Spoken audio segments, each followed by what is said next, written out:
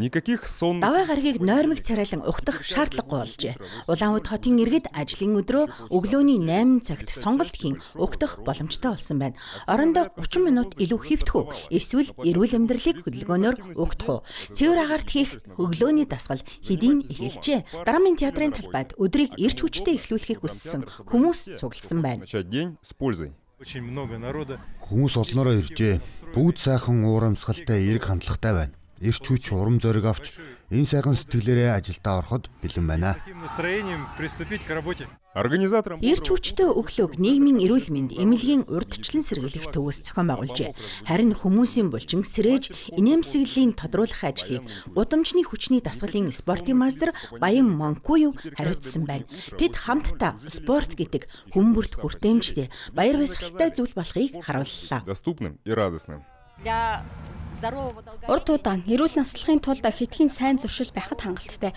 Үүндх хөдөлгөөн, чанартай нойр, зөв хооллолт, мөн хорц зуршлаас татгалзах зэрэг багтана. Бид энэ зуны эхлэлийг ийхүү өглөөний дасгалаар эхлүүлж байна. Эмч нарын хэлж байгаагаар ашигтай дадал хэвшил бий болгохын тулд өдөр болгон ердөө 30 минут идэвхтэй хөдөлгөөн хийхэд хангалттай. Энд заавал үнэтэй тоног төхөөрөмж хэрэггүй. Хотын хэмнэлтэйгээ нийцүүлэн хөдөлгөөнтэй байх нь чухал юм а. Сэтгэл санаа үнэхээр сайхан байна. Эрч хүчээр цэнэглэгдлээ. Одоо ажилдаа бүх хүчээ дайчлан орно. Эрүүл биед сарвал ухаан оршино. Харин тэр бүхэн өөрийн биедээ зориулсан энгийн өглөөний мэндчилгээнээс эхэлдэг.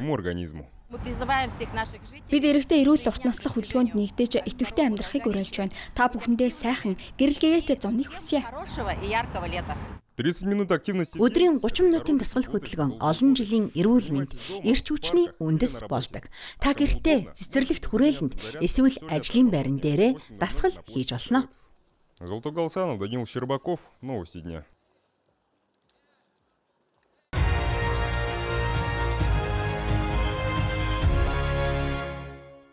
Сонсголгүй байна гэдэг асуудал биш. Ийм хүмүүс ч ад жаргалтай амьдарч амжилтад хүрдэг. Брэдийн драмын театрын үүдний танхимд Александр Сергеевич Пушкинд зориулсан уран зургийн үзэсгэлэн гарчээ. Санкт-Петербургээс Челябинск хүртэл бүр түүнээс ч алс бүс нутгуудаас ирүүлсэн 20 гаруй бүтээлийг энд дэлгэсэн байна. Онцлог нь эдгээр зургуудыг сонсголын бэрхшээлтэй уран бүтээлчид зуржээ. Тэдний авьяас чадвар ямар их боломжтой, ямар гайхамшигтай зүйл бүтээж чаддгийг энээс илүү тод харуулах зүйл гэж үгүй ээ. Бүр Оросын сонсголын бэрхшээлтэй иргэдийн нийгэмлэгийн 100 жилийн ойн арга хэмжээнд тус байгууллагатай амьдралаа холбосон 100 орчим хүн урагдан оролцсон байна. Өнөөдөр бид боловсрол эзэмших боломжтой, ажил хөдөлмөр эрхлэх боломжтой болсон. Нийгэмд дасан зохицоход ямар нэгэн том бэрхшээл харддаггүй. Сонсголын бэрхшээлтэй хүмүүс гараараа олон зүйл хийж чадна. Зураг зурж чадна, урлагийн ямар ч салбарт оролцох боломжтой. Баярт зөвхөн сонсголын бэрхшээлтэйгээ дасан зохицож чадсан төдийгүй бусдад энэ замыг зааж өгдөг хүмүүс ч хүрэлцэн иржээ. Энд шавнараа хараад үнэхээр баяртай байна. Тэд сайн суралцаж амжилттай явааг мэдэх сайхан байна. Манайд нэг сайхан уламжлал бий. Сургуулийн төгсөлтийн хонх дугарсны дараа төгсөгчдөө сонсголын бэрхшээлтэй иргэдийн нийгэмлэгийн халамжтай найдвартай гарт хүлээлгэн өгдөг. Ойн хүрээнд Брэдийн драмын театрт баярын тоглолт зохион байгуулсан бөгөөд эрүүл мэндийн байдлаас үл хамааран хүн бүр үзэж сонирхох боломжтой байлаа.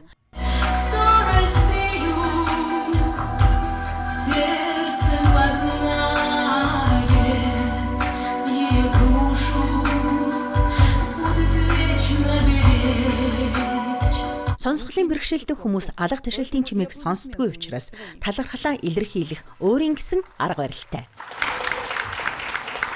Өнгөрсөн 100 жилийн хугацаанд бүх Оросын сонсголын бэрхшээлтэй иргэдийн нийгэмлэг нэг гол зорилготой байжээ. Тэр нь нийгмийн дасан зохицол, нөхөн сэргэх үйл ажиллагаа юм. Өнөөдөр ч тус байгууллага энэ чиглэлээр ажиллаа үргэлжлүүлсээр байна.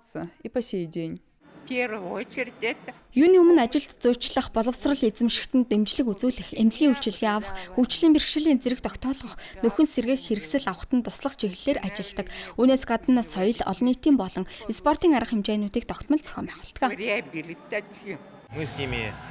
Бид энэ байгууллагатай байнгын түншлэлийн харилцаатай ажилладаг. Төслүүдийг нь дэмжихээс гадна хамтарсан олон арга хэмжээ зохион байгуулдаг. Мөн манай яамны дэргэд олон нийтийн зөвлөлүүдийн ажилд оролцохыг тогтмол өргөдөг. Тус байгууллагын анхны их хурал 1926 оны 9-р сард болсон бөгөөд энэ үеэс түүх нь эхэлдэг. Ирээдүйд ч үйл ажиллагаа нь улам өргөжин хөгжихийг хүсэн ёроё.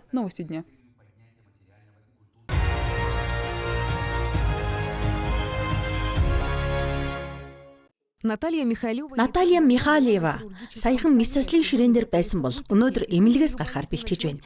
Тэрний өвчний түүх 2025 оны намраас эхэлжээ. Эмч нар тэрэнд анхдагч biliar cirrhosis гэсэн онш тавьсан байна. Энэ нөхцөлд ганцхан гарц үлдсэн нь элэг шилжүүлэн суулгах мис засал байлаа. Ийхүү түүний донор нь өөрийнх нь охин болсон юм. Намайг донор хүлээх чагсаалтад бүртгэхэд би амьд үлдэж чадах болов уу гэж бодож байсан. Харин миний төрсэн хүүхдүүд ийм шийдвэр гаргасан юм. Мөн энэ тасгийн мис засалчид үнэхээр бурхнаас заяасан авьяастай алтан гартай хүмүүс гэдгийг ойлгосон. Эрхэм мужийн нэгдсэн клиникийн эмнэлэгт төрөл садны донороос элэг шилжүүлэн суулгах мис заслыг энэ жил 3 дахь удаага хийгээд байна. Энэ нь зөвхөн 2026 оны үзүүлэлт юм. Эмнэлгээс гарсны дараа тэд насан туршдаа тогтмол хяналтад орж шинжилгээ өгч хэвлийн хөндий болон элэгний хит авиан шинжилгээ хийлгэж байдаг. Харин хөрш тасагт Солодков, Гирлианы гэр бүл мөн эмнэлгээс гарахаар бэлтгэж байна. Татьяна бол Антоны ээж. Тэр ч мөн хүүдээ донор болжээ. Антонд бүрний дутагдал гэсэн онш тавигдсан байна. Татьяна огт эргэлзэлгүй бүх ажлаа орхиод Краснодар хотоос эрхүүд ирж хүүгийнхэн амийг аврахаар шийджээ. Эргэлзсэн өөр бодолч байгаагүй. Үрдээ туслах ёстой. Тэгээд л боллоо. Би сайн байна. Дээрдсэн. Хаалганы дараа хэцүү байсан хэцүү хаалгаа шүү дээ. Эмч нартаа баярлалаа. Мөн мэдээж ирж тус болсон ээждээ их хэмжээшгүй их баярлалаа. Манай сурвалжлагын баатрын бөөрийг дурангийн аргаар авчээ. Ийхүү гэмтэл багтаа арга нь донорын эдгэрх хугацааг богиносгох давуу талтай. Ийхүү бөөр шилжүүлэн суулгах мисэл энэ онд бүс нутагта 2 дахь удаага хийгдсэн байна. Эмч нар төрөл садны донороос эргэтэн шилжүүлэн суулгахын давуу талыг ийхүү тайлбарлалаа. Энэ нь шилжүүлэн суулгах эрхтэн болон хүлээн авагчийн нийцлийн хувьд илүү давуу байдаг. Төрөл садны эрхтэн сонгох боломжтой учраас нийцэл өндөр байхаас гадна нас барсан донороос эрхтэн шилжүүлэн суулгахтай харьцуулахад дархлаа дарангуйлах эмчилгээний хэрэгцээг эрт үеэс багасгах боломжтой. Түүнчлэн төрөл садны донороос эрхтэн шилжүүлэн суулгах нь өвчтнүүдийг олон жил хүлээлгийн жагсаалтад байлгахгүй. Мис заслыг урьдчилан нарийн төлөвлөх боломж олгодог. Гэхдээ эмч нарын хувьд энэ нь асар их хариуцлага шаардсан ажил байдаг юм. Учир нь донор нь бүрэн эрүүл хүн байх ёстой. Өнөөдөр эрхэм мужийн эмнэлэгт энэ төрлийн тусламжийг үзүүлж байна. Өвчтнүүд өөр хот руу явж удаан хугацаагаар амьдрах эсвэл хүлээлгийн жагсаалтад байх шаардлагагүй. Тэд өндөр технологийн тусламжийг энд гэрийнхээ ойролцоо 5 тухтай нөхцөлд үн төлбөргүй авах боломжтой болсон. Эрхэм мужид жил бүр эргэтэн шилжүүлэн суулгах мис заслын ачаар эдгэршгүй өвчтөд 70 орчим хүний амийг аварч байна. Гэвч төрөл садны донороос хийсэн шилжүүлэн суулгалтууд бусад мис заслуудаас онцгой ялгардаг. Энэ чиглэл байнга хөгжиж байдаг. Шинэ эм бэлтгэл эмчилгээний арга технологи нэвтэрч байгаа. Өөрөөр хэлбэл цаашид улам хөгжүүлж боловсронгуй болгож энэ аргыг өргөн түгэх асар их боломж бий. Ингэснээр ийм туслам шаардлагатай байгаа аль болох олон хүний амийг аврах боломжтой болно. Дарья Пастушенко, Константин Синицын, Середина земли, Иркутск.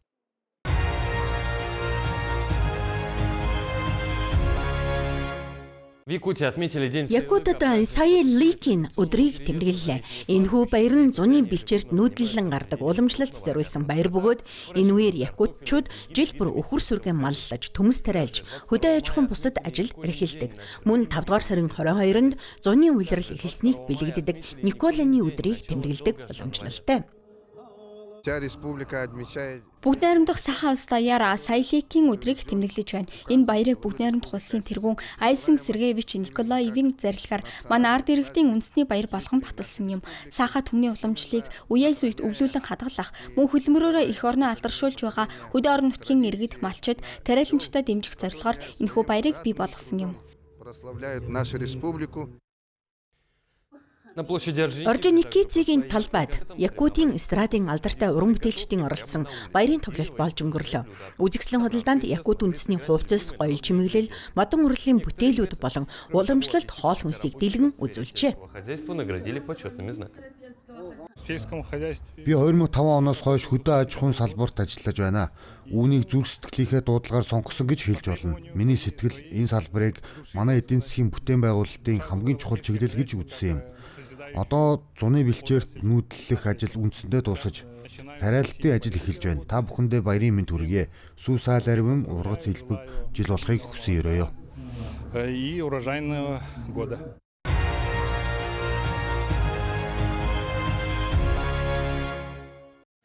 Оддыг ажиглахын тулд заавал ууланд гарах эсвэл мэрэгжлийн одон орны ажиглалтын төвд очих хэрэгтэй гэж хүмүүс боддог. Гэвч хамгийн гүн, хамгийн тод тэнгэр бол энд тал нутагт байдаг. Хар булуг тосгон нэгэн шөнийн турш авраг одон орон судалгааны төв болон хувирчээ. Энд бүгд найрамдах халимаг улсын түүхэн дэх анхны одод тэнгэрийн наадам болж байна. Хар булуг тосгоныг наадмын талбайгаар сонгосон нь санамсаргүй хэрэг биш юм. Хотын гэрэл чимээ хөл хөдөлгөөнөөс хол энэ газарт шөнийн тэнгэрийг жинхэнэ төрхөөр нь харж олно. Тэнгэрийн бөмбөлөгт гараараа хүрэх мэт санагдах энэ газар оддыг ажиглахад төгс тохиромжтой.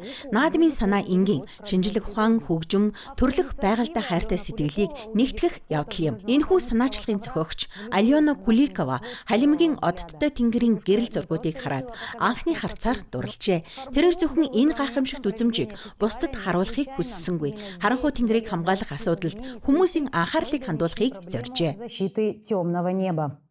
Халимагт ирээд би энэ нутаг үнэхээр халуун дулаан сэтгэлтэй зочломтгой хүмүүсийн өвлийн нутаг гэдгийг ойлгосон. Бүгд бидэнд итгэл үзүүлж, дэмжиж, маш сайхан хандсан. Хүн бүр энэ санааг гайхалтай гэж хэлээд үргэлжлүүлэх хэрэгтэй гэж урам өгсөн. Хэрв ийм дэмжлэг байгаагүй бол бид зөвхөн өөрсдийн хүчээр энэ ажлыг хийж чадахгүй л байсан болов уу? Дэлхийн шөнийн гэрлийн бохирдлын зургийг харвал од ажиглахад тохиромжтой жинхэнэ харанхуй тэнгэр баг үлдээгүйг ойлгоно. Энэ бол зөвхөн соёл иргэншлийн үр дагавар биш, байгаль орчны асуудал болсон. Учир нь эрвэхээ, загас, шувуу, хүүхдийн амьтад хүртэл үнээс хохирч байна. Тиймээс олон орон харанхуй тэнгэрийг хамгаалах тусгай хөтөлбөр хэрэгжүүлж байна. Сар эхний хагастай орсон байна. Мөн бархсвэд суур гараг болон хэд хэдэн оддыг харж болно. Наадмын хөтөлбөрийг хүүхэд томчууд гэлтгүй хүн бүрт сонирхолтой байхаар төлөвлөсөн байна. Манай нутаг гайхамшигтай байгалийн тогтцтой хамгийн сайхан удирдлагатай газар. 5 дугаар сарын сүүлийн өдрүүд хүмүүсийг тал нутгийн имчилгээний мэт цэвэр агаараар амьсгалж, гэр бүл, найз нөхдөдөө байгальд цагийг өнгөрүүлэн одод тэнгэрийг бишрэн харах боломжийг олгодог. Энэ шөнийн гол бааtruуд нь хүчрхэг дурангууд байлаа. Дурангаар харахын тулд хүмүүс урт дараалал үүсгэжээ. Зарим нь сарны тогоонууд болон санжир гаргийн цагирхыг ажиглаж байхад нөгөө хэсэг нь хөөмийн амьд тоглолтыг сонсон таашааж байв. Олон хүний хувьд лекцийн хэсэг хамгийн сонирхолтой болсон байна. Мэргэжилтнүүд Алс голын галактикууд, гаригуудын хөдөлгөөн, мөн нүүдэлчид хэрхэн зүг чигээ тодорхойлдог байсан талаар ярьжээ. Хүүхдүүдэд энэ уур амьсгал тал нутгийн үнэр маш их таалагдж байна. Би тэднийг өнөөдөр зориуд авчирсан сарыг дурангаар харуулахыг хүссэн юм. Ямар үтсэлэнтэй гэж санана. Ийм мэргэжлийн чанартай дурангаар тэнгэрийг харах боломж өдөр бүр олдохгүй шүү дээ. Сар үнэхээр аврах том, маш үтсэлэнтэй харагдсан. Би нэг гаргийг ажиглаж чадлаа гэж бодож байна. Их сонирхолтой байсан шүү. Ийм зүйл анх удаа үзэж байна. Өмнө хэзээ ч ийм мэдрэмж авч байгаагүй. Хар булугт болсон анхны одод тэнгэрийн наадам хөдөө орон нутгийн аялал жуулчлал асар их боломжтойг харууллаа. Мөн орчлонгийн нэгэн хэсгийг мэдрэхийн тулд заавал сансарт нисэх шаардлагагүй аж. Тал нутагт гараад л тэнгэр өөд харахад хангалттай.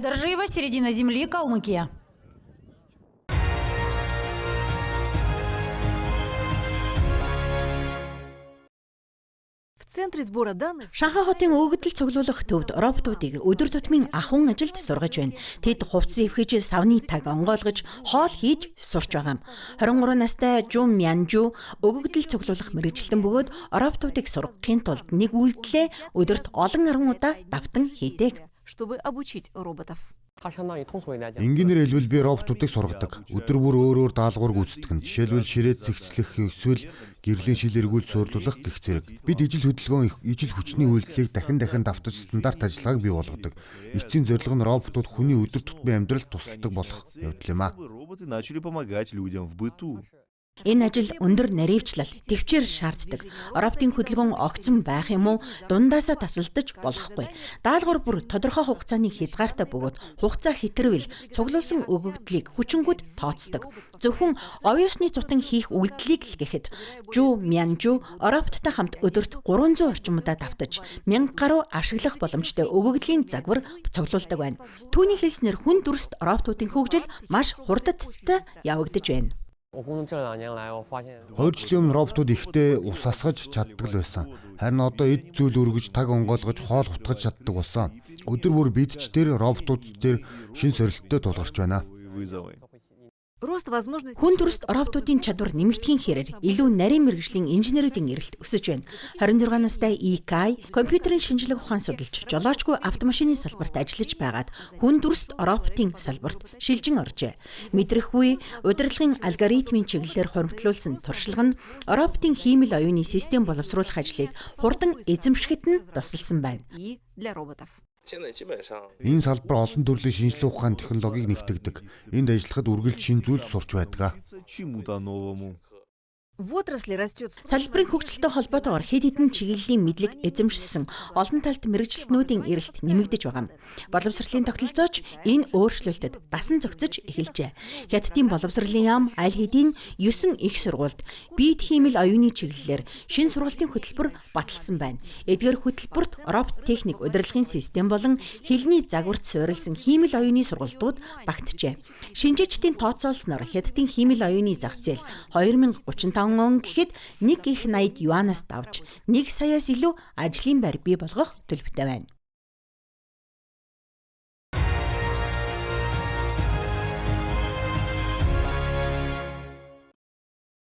Хятадын бараг бүх хотод Шиасины амтд хоол гэсэн хаягтай газрыг олж гарч болно.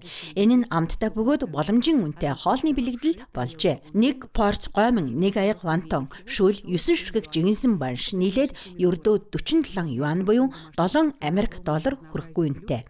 Гэрийн хоол шиг энгийн амт олон төрлийн сонголтын ачаар энэ сүлжээ ард түмний брэнд болж чаджээ.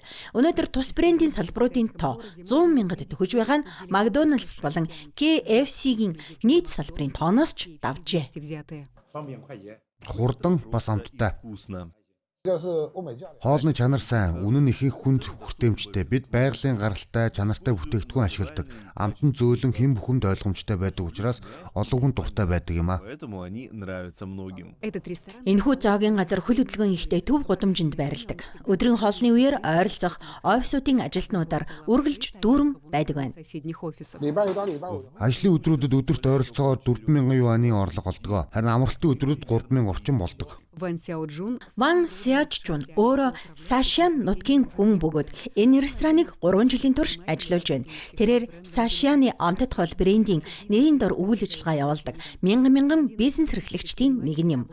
Энэ бизнес зөвхөн ажлын байр бий болгож зогсохгүй. Улс орны өнцөг булан бүрээс хүмүүсийг тусгай сургалтын хөтөлбөрүүдэд татан оролцуулж байна. Бид олон талын уур чадвартай мэрэгчлэлтэн бэлтгэх зорилготой. Үүнд тогооч, зөөгч, менежер, брэнд хөгжүүлэлтийн мэрэгчлэлтэн шинэ бүтээгдэхүүн боловсруулагчид багтана. Энэ бүхэн салбарыг тогтоосон стандартын дагуу чанартай хөгжүүлэхэд зайлшгүй шаардлагатай. Өнгөрсөн оноос хойш бид нийт 21 удаагийн сургалт зохион байгуулсан байна. Өнөөдрийн байдлаар Сашианы амтд хоол сүлжээний жилийн нийт орлого 55 тэрбум юанаас давжээ. Энэ нь ойролцоогоор 8 тэрбум Америк доллартай тэмцэх хэмжээ юм. Салбарт 300 мянга гаруй хүн ажиллаж байна. Сашиан бол бүс нутгийн хоол хүнс эдийн засгийн хөдөлгөгч хүч болж чадсан цорын ганц жишээ биш. Саяхан болсон 5 дугаар сарын баярын өдрүүдэд Хунян мужийн Юэян хотод 2.7 сая орчим жуулчин иржээ. Тэдний олонх нь зөвхөн нутгийн шарсан байхыг амтлахын тулд зорин ирсэн байна. Мөн Гуанси Жуан үндэстний өөртөө засах орны Лужао хотод алдарт Лосифен гудамжны гомингийн үйлдвэрлэлийн нийт борлуулалт 81 тэрбум юанаас давсан байна. Жижиг хотуудаас төрөн гарсан эдгээр хоолны брэндүүд нэг зүйлийг баталж байна. Хятадын эдийн засгийн хамгийн хүчрхэг хөдөлгөгч хүч заримдаа маш энгийн зүйлээс эхэлдэг. Тэр нь чанартай, амттай бөгөөд боломжийн үнэтэй хоол юм.